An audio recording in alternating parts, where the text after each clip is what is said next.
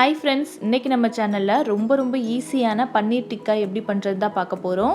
இது ரொம்ப டேஸ்ட்டாக இருக்கும், ரொம்ப சீக்கிரமும் செஞ்சிடலாம். இப்போ பன்னீர் டிக்கா செய்ய என்னென்ன பொருட்கள் தேவைன்னு பார்த்துடலாம். 1.5 டீஸ்பூன் அளவுக்கு மிளகாய்த்தூள் எடுத்திருக்கேன். உங்களுக்கு கலர் நல்லா வரணுன்னா நீங்கள் காஷ்மீரி மிளகாய்த்தூள் கூட யூஸ் பண்ணலாம்.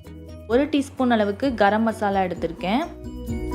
1/2 டீஸ்பூன் அளவுக்கு மஞ்சள் தூள், கொஞ்சமாக கசூரி மேத்தி எடுத்திருக்கேன்.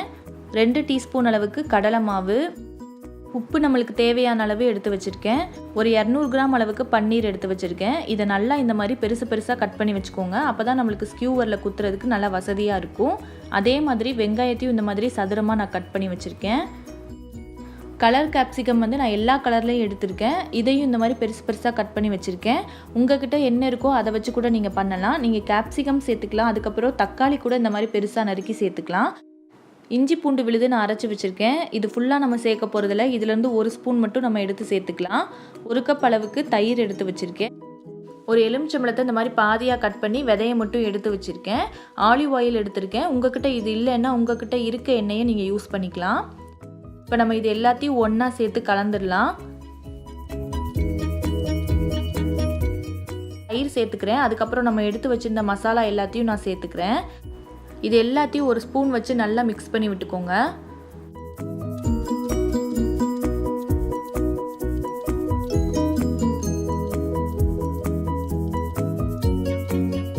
அப்புறம் நம்ம அரைச்சி வச்சிருந்த இஞ்சி பூண்டு விழுதுலேருந்து 1 ஸ்பூன் மட்டும் நான் சேர்த்துக்கிறேன். சேர்த்துட்டு அதையும் நல்லா கலந்துக்கோங்க.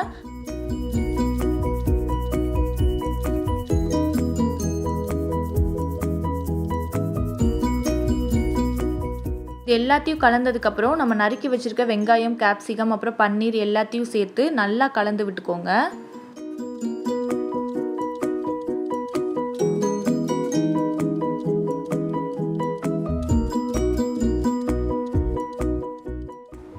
இந்த மாதிரி நல்லா மிக்ஸ் பண்ணதுக்கப்புறம் நம்ம வச்சுருந்த எலுமிச்சம்பழத்தை இந்த மாதிரி புழிஞ்சு விட்டுக்கலாம். அதுக்கப்புறம் 2 ஸ்பூன் அளவுக்கு எண்ணெய் சேர்த்துக்கிறேன். இப்போ இது எல்லாத்தையும் நல்லா கலந்து விட்டுக்கோங்க.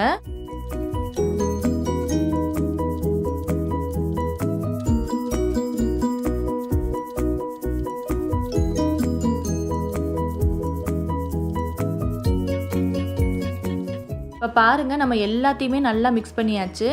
இது அப்படியே ஒரு 1 மணி நேரம் நம்ம ஃப்ரிட்ஜில் வைக்க போகிறோம். பாருங்கள், 1 மணி நேரம் கழித்து நல்லா மேரினேட் ஆகிருக்கு. இதை இந்த மாதிரி ஸ்கியூவரில் ஒன்றா குத்தி எடுத்துக்கலாம். இந்த ஸ்கியூவர்ஸ் எல்லாத்தையும் நம்ம யூஸ் பண்ணுறதுக்கு முன்னாடி கொஞ்சம் நேரம் தண்ணியில் போட்டு வச்சுக்கோங்க. அதுக்கப்புறம் அதை எடுத்து யூஸ் பண்ணுங்கள். இது நம்ம அவன்லேயும் செய்யலாம். அப்படி இல்லைன்னா ஏதாவது ஒரு நான்ஸ்டிக் பேன் இல்லைனா அடிப்பிடிக்காத ஏதாவது ஒரு பேன் எடுத்து நிறைய பட்டர் போட்டு நீங்கள் செய்யலாம். கண்டிப்பாக இதுக்கு நான்ஸ்டிக் பேன் அந்த மாதிரி தான் யூஸ் பண்ணணும். சாதாரண பேனில் பண்ணும்போது கண்டிப்பாக பன்னீர் அடிப்பிடிச்சிரும். அதனால நீங்கள் நான்ஸ்டிக் பேனில் செய்கிறது தான் ரொம்ப நல்லது. நான் இன்றைக்கி அவனில் தான் செய்ய போகிறேன். அவனில் இதை வைக்கிறதுக்கு முன்னாடி அந்த ட்ரே ஃபுல்லாக நல்லா பட்டர் அப்ளை பண்ணியிருக்கேன். அதுக்கு மேலே அந்த ஸ்கியூவர்ஸ் வச்சு நம்ம உள்ளே வச்சிடலாம். ஃபஸ்ட்டு நீங்கள் 250 டிகிரி செல்சியஸ்க்கு ப்ரீ ஹீட் பண்ணிக்கோங்க. அதுக்கப்புறம் 180 டிகிரி செல்சியஸில் ஒரு 15லேருந்து 20 நிமிஷம் வச்சுருந்தா நம்மளுக்கு சூப்பரான பன்னீர் டிக்கா ரெடி ஆயிரும். நம்ம அவனில் பண்ணும்போது கொஞ்சம் ட்ரையாக தான் வரும். உங்களுக்கு வேணும்னா மேலே கொஞ்சமாக ஆயில் அப்ளை பண்ணிக்கலாம். நீங்கள் பேனில் பண்ணுறாப்புல இருந்தால் நிறையா பட்டர் போட்டுக்கோங்க. ஒவ்வொரு சைடும் திருப்பி விட்டு நீங்கள் எல்லா சைடும் வேக வச்சுருங்க. அது இன்னும் நல்லா ஜூஸியாக சூப்பராக வரும். எதில் வேணாலும் நீங்கள் ட்ரை பண்ணி பார்க்கலாம். ட்ரை பண்ணி பார்த்துட்டு எனக்கு எப்படி வந்துச்சுன்னு மறக்காமல் கமெண்ட்டில் சொல்லுங்கள். இன்னொரு சூப்பரான ரெசிபியோட உங்கள் எல்லாரையும் நான் அடுத்த வீடியோவில் பார்க்குறேன். இந்த வீடியோ உங்களுக்கு பிடிச்சிருந்துச்சுன்னா மறக்காமல் நம்ம சேனலுக்கு சப்ஸ்கிரைப் பண்ணிடுங்க.